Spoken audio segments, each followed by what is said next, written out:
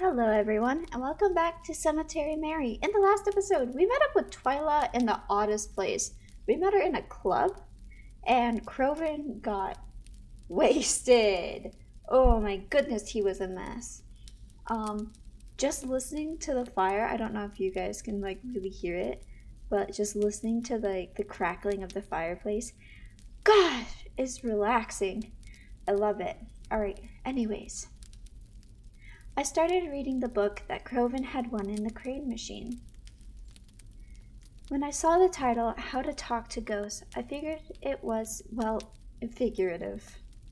I thought it would be some spooky story with a clever title, but to my surprise, it is written more as an instructional guide. It's a very interesting read, and I'm curious as to how they got all this information. Anyways, as previously mentioned, ghosts exist on a different plane of existence. That much is obvious. Yet they can communicate with us despite their beings existing on a separate layer from ours. We see time and time again their attempts to reach us.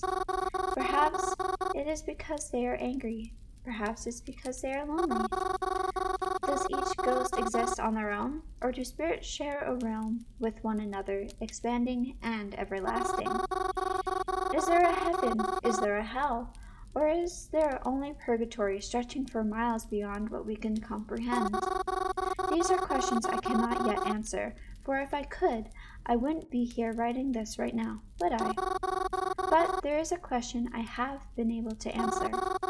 Since ghosts can make contact with us, I often wondered, could we contact them? Sure, you've heard of psychics and mediums and whatnot, but that is only half of what I'm talking about. Being born with the innate ability is a factor, of course, but I wanted to delve deeper than that. Despite where they may exist, they can clearly affect things in their own realm. They can reach us, and, like one-way glass, I know they can see us. But what if we could see them?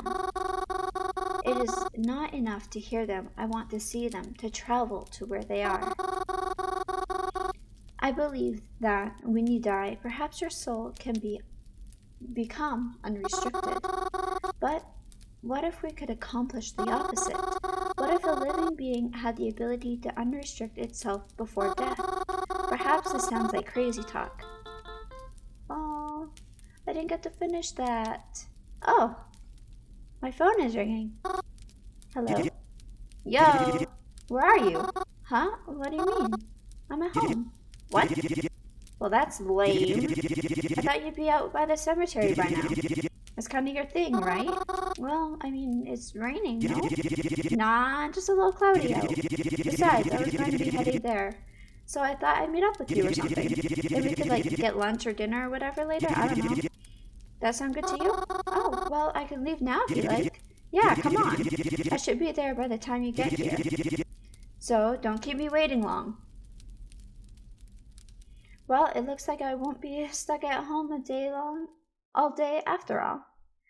I put down my book and made sure the fire was completely out before going to meet with Croven.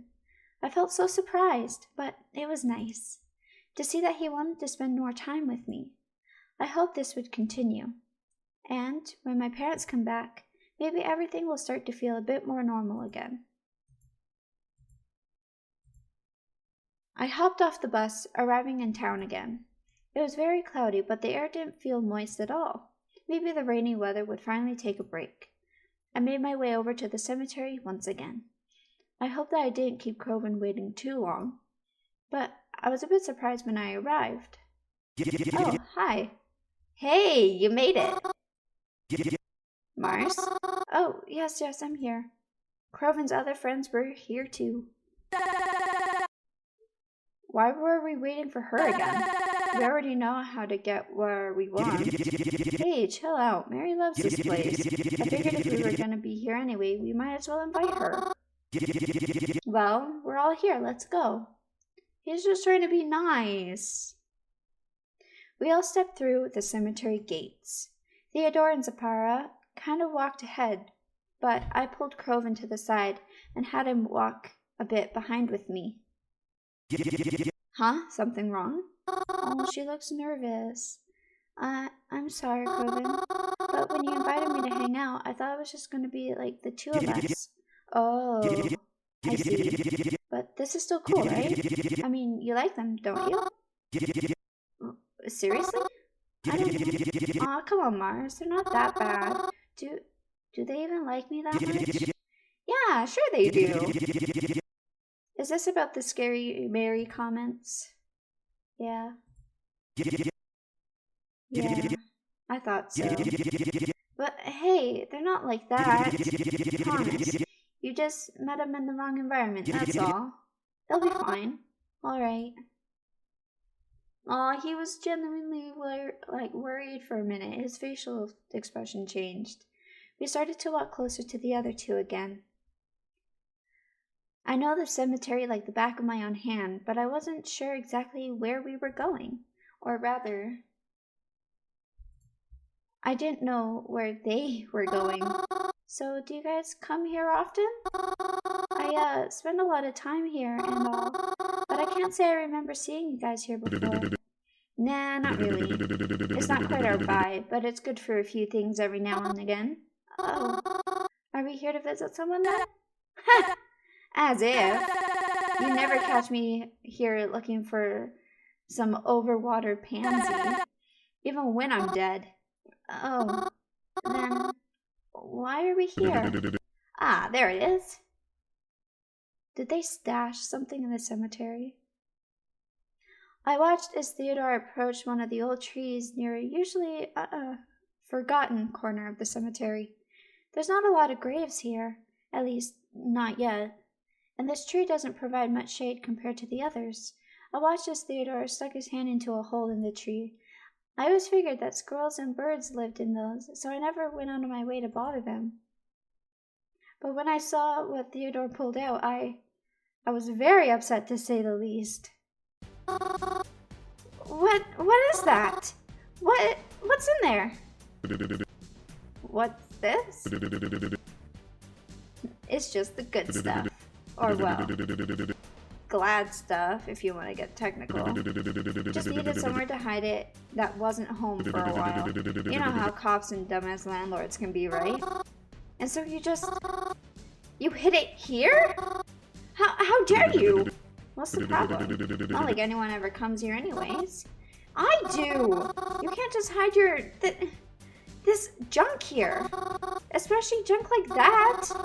What do you think this place is? This isn't some kind of park or stretch of woods. This is a cemetery.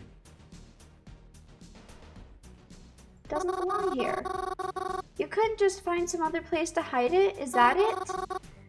If I'd have known this was here, I never would have let it stay. How could you even think to do something so disrespectful? This is someone's final resting place. How dare you try and taint it? Disrespect it. Treat it this way. Yo, Mars. Maybe you want to chill the fuck out a bit. It isn't that big of a deal. How can you say that? How would you feel if someone came to your home and just started wrecking everything? I bet you didn't even think to learn a single name in here. I can't believe you even think something like this is okay. I won't stand for it. Whoa, hey!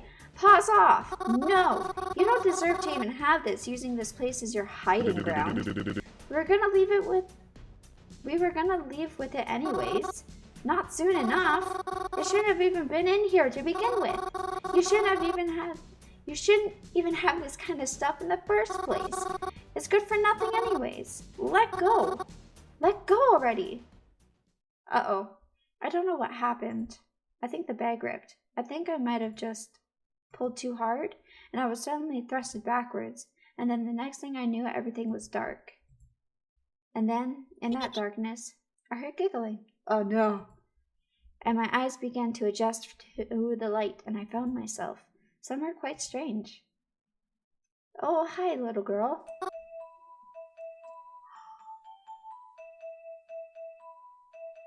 Huh? What? Hiya. Hello? Where am I? You're on my boat. I've already got dibs on being captain, by the way. guess you're going on this adventure with me, huh? Where are we going? I don't know. That's what makes it an adventure. Oh, sounds fun, but I was just with my friends, wasn't I? I was so confused. Where was I? And who's this little girl? And are my eyes okay? Yeah, but we're friends too, right? Are we? I'm sorry. I can't say I remember you. Yeah, you do. Come on. Just because I'm a kid doesn't mean I'm stupid. You're always here. I am? Am I? Yeah. You come to give me flowers like all the time. Huh? Oh, thanks by the way. I think it's kind of overdue. Thanks? For the flowers, dummy. Mom always taught me to say please and thank you, especially when someone does something nice for you. And I think he'd want me to say thanks too. So maybe, could I please have a teddy bear next time? Huh? The flowers are pretty and all, but I really want a new teddy bear. And I think you choose a really great one, especially with your taste in flowers and stuff. So, pretty please with the cherry on top and everything? Wait, I'm sorry, please slow down. I'm still a little confused. How did I get here? Who are you? Oh, I can answer that one. I'm Sunny. Some people here start calling me Sunshine, though. Here? Wait. Sunny? Sunny Day? Yeah. But Sunny is... Oh, right. I'm Mary, by the way. It's nice to meet you. So? That teddy bear? Oh, yeah, I can bring you one. I'll add it to my shopping list so I can bring it next time I come around. But in order to do that, I'll have to find my friends again. Maybe we'll find them on our adventure. Maybe, but... Am I dreaming? I must be, right? But this... It doesn't feel like a dream. And Sunny... What's the matter? It's nothing, I'm just trying to make sense of it all. Okay, but take it easy. You'll give yourself a headache if you think too hard. Yes, I suppose I might. Do you hear that? Hear what? Mary? Huh? Oh, thank God. Mary, are you okay? Yeah, Ow, no. My head, what happened? You fell back on one of the headstones. Then you were out cold. Scared the hell out of me. I was going to bring you to a hospital or something if you didn't wake up soon. Oh. What about your friends? They left. Don't worry about it. Oh, I'm really sorry. I didn't mean to. I said don't worry about it. We won't hang out here anymore, okay? So just drop it. I promised you lunch, didn't I? Let's go. Croven helped me stand up, and once it was confirmed that I could stand without a problem, he began to make his way to the exit. But I had to check something first. I looked over to the headstone that I had supposedly knocked myself out on, the name engraved on it. Sunny Day. Was what I just experienced really a dream? But of all the dreams I could have had, I thought back to the book I read, How to Talk to Ghosts. Maybe, just maybe, I have to try and see it again for myself. But maybe it really was. Mary, come on! I'm coming. I hurriedly made my way to Croven's side, and we quietly went to lunch that day. Neither of us really said much. I felt bad. I knew Croven and I didn't grow up completely the same, but I had no idea the kind of friends he made were people like this either. Did he always hang around people who acted like this? I didn't know how to feel. The Croven that I saw around these people isn't the Croven I'm used to. Who's the Croven I know? Is he just a ghost too? No, I shouldn't think like that. I just didn't want to think about it at all. We kind of went home together after that. I don't know why. It was just like neither one of us just wanted to go on with our day afterwards. So even though we weren't talking, we both went home together. We stayed in separate rooms the rest of the day. Just did our own thing. Neither one of us felt like talking about it. Dinner was quiet, and I think the only thing I heard him say was that evening was good night as I retired to my room. If only I was really going to bed then. Hello again. You're still here, right? Of course I am. Is everything okay? Yes. On my side, at least. Is everything okay with you? No, today was harder than normal. Why is that? Things were just stressful, that's all. I don't really want to talk about it with you. I just wanted to be honest in my answer. I understand. I'm sure you're carrying a lot of weight on your shoulders. Please, take things easy on yourself. I'm positive the last thing you need is more stress right now. It's funny you say that, considering you are one of the things that worry me the most. I see. I shouldn't worry you more than I have to then. Good night, Mary. A day or two passed since then.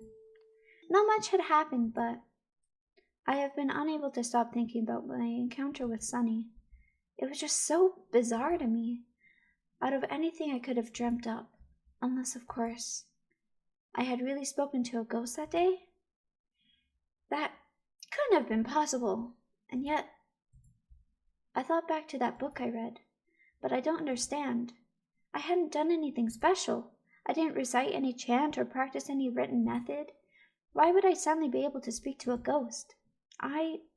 Maybe it was just a weird coincidental dream after all. I had to be sure. I decided to head back down to the cemetery during the morning. Even though I knew a general area of where everyone was, I didn't really have any idea of who I was really looking for.